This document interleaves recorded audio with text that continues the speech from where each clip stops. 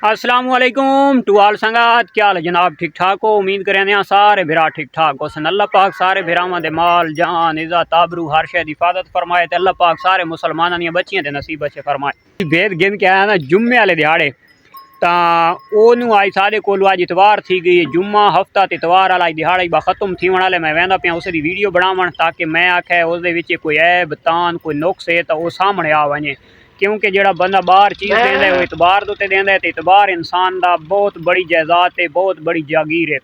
1500 रुपया उत्ते तले तो जानवर विकते रहते होने ते लेकिन गल यह है कि इतबार इंसान का नहीं जीवना चाहिए। तो इंशाल्लाह मैं वहदा पिया उसकी बनाना वीडियो बना के तो इंशाल्लाह लैने जेड़े भिरा नूं पसंद आ गई तो वह तोहफा उस वास्ते भेद तैयार है। सूवण दोते तकरीबन दिहाड़े थोड़े कढ़े सी गल बन, लेकिन सारे घर की नहीं है तो असा कम उस कम महीने की अगले बंदे डेट देसा ताकि 2-4 दिहाड़े पहले सू वने लेट न सूवे।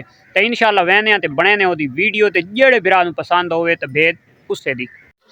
माशाल्लाह जी ये भेद है, ये देसी कजली है ते सूवण दे विच तकरीबन कोई महीना कढ़ेंदी है।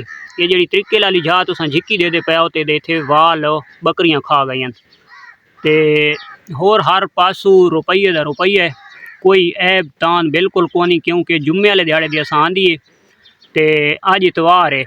ये 2 दिहाड़े असां इस वजह तो रखिए कि ये कोई ऐब तान होवे तो सामने नज़र आ वने तो ये अल्हम्दुलिल्लाह कोई ऐब तान कोनी। दूजे पासे फेरा पुत्र है बस ये चेक कर गिना जी, ये दूजी साइड दी लोग के हवाना भरेंदी वधी है ओका बिल्कुल एक तिल दा ऐब कोनी, तले तो चाह के उत्ते तक देख गिनो तो इसका पेट ही माशाल्लाह चंगा ठुला पेट है, भरी हुई भेड़ है। मूँह दे विच 8 दांद है, ये देसी कजली है। तरसली नाल चेक कर गिनो, इनू 2 दिहाड़े सादे कोल हो गए, क्योंकि असां जानवर वो बाहर भेजने जेड़े जानवर दे विच अगर कोई ऐब तान होंदा है, क्योंकि सादा होंदा मंडी का गिद्दा होया तो अगर कोई ऐब तान होवे जानवर नूं तो असां वो जानवर अगे ना भेजेंदे, सेल ना करेंदे ताकि घाटा जड़ा आवे तो सानू आवे तो सादा इतबार जड़ा तो वह खराब न थी वे। इस दे विच कोई तिल दा ऐब कोनी सामने वाजे ते इस दे उत्ते ब्रीडर दा नहीं पता चंगा मिलो है मंदा मिलो है, ये वल्ला बाखुदा मेरे करीम रब नूं पता है। लेकिन जिहड़ी चीज़ सामने है सामने दी बिल्कुल रुपये दा रुपया गारंटी, बस पिछा हटवाई तो ओका रुपये दा रुपया गारंटी।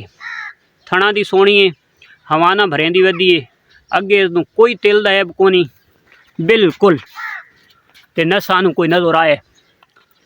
ये चेक कर गए तो ये अगर कैमरे दे विच नज़र आवे तो ये मजीद एदा हवाना ही देख गिनो, हवाना काफ़ी सारा उतारी वधी है। दिहाड़े शायद थोड़े भी कढ़े क्योंकि सूंदड़ भेद है तो सूंदड़ भेद जड़ा ना बिल्कुल नज़दीक उका बिल्कुल फुल हवाना भरेंदी होंदी है।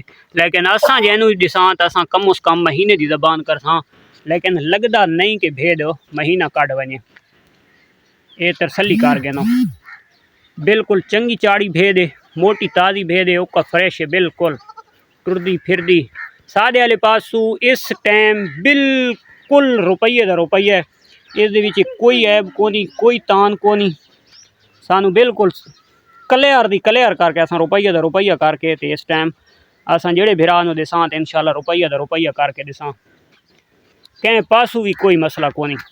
ये हुण शाम का टाइम है तो खा के माशाल्लाह ना बिल्कुल गुंडारे हार थी खलोती है। तो ये जेड़े वाल दिसदे पैन तो ये बकरियां दियां खा गई इस याद तो, होर इस कोई ऐब कोनी रुपये का रुपया। अगर कहीं भिरा नूं मत महसूस थी वे भाई यार कमर झिकी है तो यदी कमर शमर कोई झिकी शिकी कोनी, ये सिर्फ वाल बकरियां दे खावन की वजह तो ये चेक कर गए एक कमली मल गई है, ये बकरियां वाल ये खा गई तो सिर्फ कमर झिकी लगती पई, होर बिल्कुल हर पास रुपये का रुपया।